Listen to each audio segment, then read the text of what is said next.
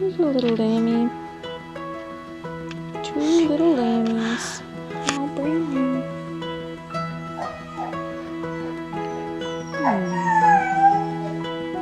Two sweet little lammies. Hello everybody, and welcome finally, at last, to our podcast. I must tell you the sad and woeful tale of what has happened. To our last podcast, I filmed it 3 times. 3 times.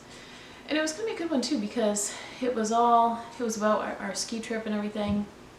And I will cover some of that today, but I don't know how genuinely I can say it a 3rd time in a row. Anyway, the problem was the sound, the speakers cutting out on my phone or something like that. And I actually got a camera. I'm taking a video right now, and this is the first time I've taken a video, and I can't see myself, so hopefully my head is in the picture. Hopefully when I hold something up, you know what I'm doing. The camera is balancing on a basket of laundry too to get the right angle. So I will talk a little bit about my yarn trip back in February, even though that feels like eons ago now, because winter's back is broken for sure, and there's some daffodils and there's some grass growing, and spring is on the way for sure. But I went to a lot of yarn shops and I picked up some goodies, and I've actually used some of them, and then some of them I don't remember which yarn shop I got it at, but I'll show them to you because they're very beautiful. So, yes, I really don't remember where I got some of this, but I think this was at Shirley's Yarn, and it was on sale for like $6 or something. I got Elsie a bunch of a lot of the yarn that I bought that I don't have right now, I got Elsie a lot for, she's really been knitting up a storm, so wanted to encourage her, wanted to get her some bulky yarn. This, of course, Main Yarn Fiber Supply would be at One Loop-In, that I also got for Elsie. I also got these at One Loop-In, which is, what is it, Green Mountain Spinnery? And I kind of randomly chose these colors, and I kind of like them together. I don't know about the green. They might be better with just these 3, but I might use them together, we'll see. Or I might give them to Elsie too. I thought this was beautiful. Very nice, called Katahdin. Katahdin is the base. And it is also from Main Yarn and Fiber Supply. Got some Cascade here. I think this was Cashmere, the Cashmere Goat in Camden, which is where we stayed. Got this Patagonia Organic Merino. I've never seen merino, maybe not never, but you don't often see merino that looks like, I'm going to say minimally processed, but less processed than, the typical merino. It's kind of hard to find nowadays. I mean, it kind of reminds me of hand-spun merino, like if you get merino top or roving and spin it. So anyway, I was intrigued. The color reminded me of Horizon Blue too. And then I also got this at Shirley's. This is Juniper Moon, and it was on sale, and it is bulky. So I was thinking of Elsie, but it's alpaca and wool and silk. Okay, so I'll show you what I'm working on here. I kind of all tangled up with each other. Okay. For this coming summer, when we do Anne of Green Gables, I've always wanted to do this, like a lacy shawl kind of thing, and I've come up with a pattern I like, and it took a little bit of figuring, because there was like a Russian graph. I don't know if it was Russian. It was like some Eastern European sort of graph. I don't know if you ever find those on Pinterest. Sometimes they're like, there's some Japanese ones, there's some kind of Swedish ones or whatever, and it's like a beautiful design, but the pattern, the chart makes no sense. So this didn't make much sense, but I think I figured it out, and I think it'll be a good design for a shawl, and it's in sport, which is nice. A little goes a long way of sport, so that's helpful too. And then I have more jumpin' jelly beans that I'm working on here because, so we're doing the Fiber Frolic in June. It's going to be quite a thing because it's June 4th and 5th, I believe, that weekend anyway. And 12, 13, 14, 15. Just counting in my head here. And I'm actually going to Myrtle Beach, which I've never been before, but it's my 10-year wedding anniversary, which is actually later in the year, but kind of had to work around schedules and everything. So we're going to Myrtle Beach. Then I believe I have 1 day to prepare, and then boom, the Fiber Frolic, which I don't know if you've ever done a festival before, but it's so much fun, but it's a lot of work. Like, your feet are definitely tired by the end of the day, and it's a lot of talking too, which it's really fun, but it's a long day, but it'll be good. No worries. It'll be nice because I get to see some people too that I see like online or whatnot that I get to see in person at the Frolic. Some of you guys I got to see in person at the Machias Fire Festival. So it's exciting. I'm very excited. It's definitely worth a visit. I know they've had some struggles because, with COVID and everything, and then after being, I don't know if it must have been 2 years they've been down with COVID, so trying to get volunteers back after everything, that can be tricky for sure. So, but they've done a great job, and the food vendors alone that are going to be there. It's in Windsor, Maine, so it's at the Windsor Fairgrounds, which is like mid-coast Maine. So if you were planning a Maine vacation, that would be a good thing to hit. Anyway, what I'm making is, Elsie is making these adorable, she's gotten into felting, like needle felting.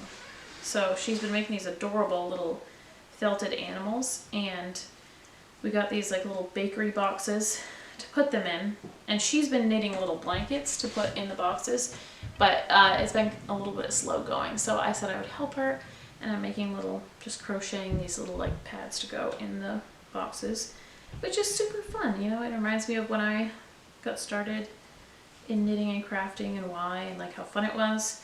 Her cousins have gotten involved too, so they want to come too. Two of the older like girl cousins who also felt, and she's also been knitting doll scarves. So she's gonna join me at the Frolic, and she's super excited. Hopefully she'll hang in there for the whole time. Although, I mean, if she comes one day, that'll be fine, right? So that's what I'm making here. But man, crocheting really wears my hand. It's so fast, but it wears my hands out so quick. Whew. That's the only thing about it.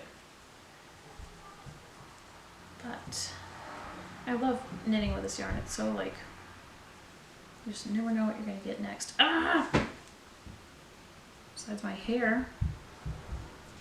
Okay, so back to our book club. I started mentioning it a little bit. I released a book list finally after all this time.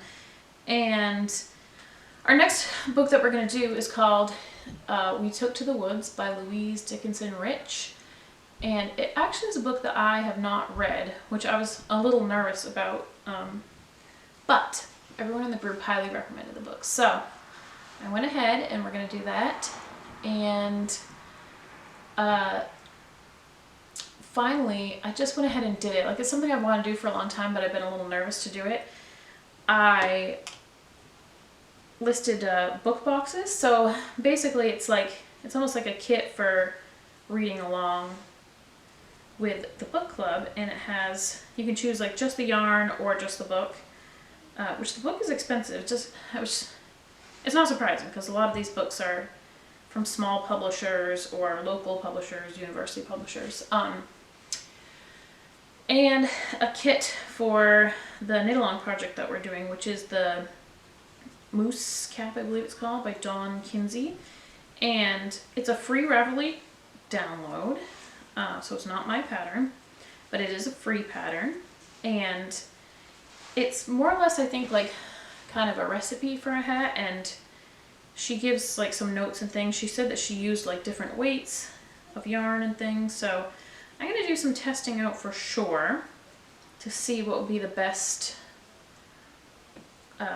weight of yarn and combination. But I have my secret weapon called my mom, who is great at dyeing, and I know she'll get just the right combination for us that everyone will be super happy with. I'm surprised at how many people have picked up the boxes, because I thought maybe like just a handful would, but apparently other people like the idea too, and I got some fun stuff to go in it too, which I guess I'll keep that a surprise. Anyway, I'm gonna close on that probably by Monday, because I want to make sure that it gets out in the mail in enough time to start, because we start on May 16th. So I want to make sure that everything is on its way in time. There's been a slew of packages that have been late lately. So that's been a little sad to deal with, and hopefully that doesn't happen with, I don't think it will though. I think everything should go fine. Yes, so that's what we've been up to lately. Very, very exciting stuff. As far as the sheep go, we are right on the cusp of lambing, which is very exciting. We have 8 little lambs right now, which were AI, so artificial insemination.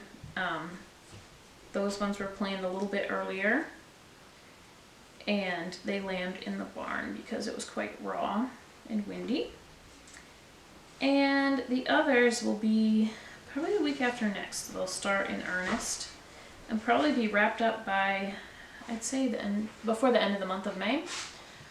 I do have to lodge a complaint though with my dad, the head shepherd, because I feel like we're like breeding ourselves out of a job here, because he generally will keep the ewes for replacements who are like the best mothers, who can lamb on their own with minimal interference, and will actually mother their lambs. But they're breeding us right out of a job, because last year there wasn't a single mother that disowned her lamb, or a lamb that was sickly, or anything like it, which means I had no bottle babies. My dad was like, "Oh, I'll just name the lamb you want. I'll just take it right off." I was like, "No, I'm a shepherd. I wouldn't take a healthy lamb off its mom. They're all bonded." So no babies for us, although technically that's supposed to be like an attaboy, like a boasting point. But it made me sad because I like my babies. We get lots of sheep snuggles and work in, but I still want some just out the back door, Work on my sheep pen this year. Yes, so like I said, I don't know if this made this into this video or not. The last podcast about my ski trip and everything did not come through. But we had a really great trip, and skiing, wow. I have like suddenly a very new and profound respect for anybody who skis, because oh my word, that was so hard. I was thinking in my mind that, we'll have the poles, so it'll be easy because you're just putting your weight in the poles. And he was like, "Oh no poles for beginners, goodness no." I was like, I went to the Camden Snow Bowl, and we had an instructor. We accidentally got like a private lesson, which turned out to be a very good thing. And our instructor's name was Dale, and he'd been skiing there for 60 years, so since he was 3 years old. And I'm standing there wobbling on my skis, trying not to slide forward, because, okay, here's the scary thing. If you fall forward over your skis, I was like stuck. Like I can't, I'm in this position and I cannot get out. And there's like people casually walking by me like, oh, look, a beginner. And I'm like, oh, I'm gonna die here, help me. But as this was happening, as I've fallen forward on my skis and cannot get up, there was teeny, tiny children just whipping by me, zipping down these crazy slopes. That was another thing too. I was counting on us being able to do cross-country skiing, and it was unseasonably warm. Like every once in a while we get this really weirdly warm day, and this was it, and all the snow had melted off the cross-country trails because they weren't groomed. So we were on like the big slope. I never went down the whole thing, but I should be able to include some videos of my accomplishments. Yes, so if you're out there and you're a skier, I just want to congratulate you from the depths of my heart. I have a lot of respect for you. You must be very strong and very coordinated. And now I can say that I've gone skiing before. I'd do it again. My only thing was, it was also quite pricey, and this was, I think, probably one of the most affordable places to go, but it seems like it could be an expensive habit if you got really into it. Alright, so here we have, I need to trim the ends, but here we have a little felted animal bed. I don't see the ring there. See? That's what I like about crochet. So quick. Alright. You know, I think this is recording so far, so probably should not test my luck. I should probably get out of here before something horrible happens, like it all deletes. Sorry that it took so long to hear from me. I was speaking to you. However, it just wasn't being recorded. Actually, some of it was recorded, but like every third word cut out. I don't know what that's all about. But anyway, keep on knitting, and we'll see you later.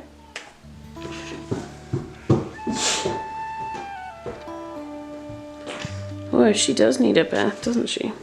Yeah. Mm-hmm. And she stinks too. That's good though, the milk is moving through her.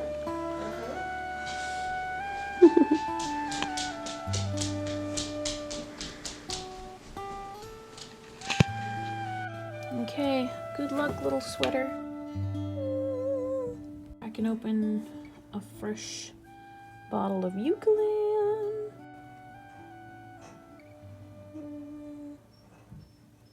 Not exactly sure how much you're supposed to use here. That's probably too much. Oh well. Okay, so be very careful here because not actually recommended to wash, like machine wash Briggs and Lowell. So this is unapproved, unofficial video here. But what I just do with my washing machine allows me to do a rinse and a spin, which does not agitate. So basically it just fills and soaks it for a little bit and then spins. And yeah, and I don't think it'll allow me to pre-soak. Nope, that would have been handy, but there we go. Good luck, little guy, little girl, sweater.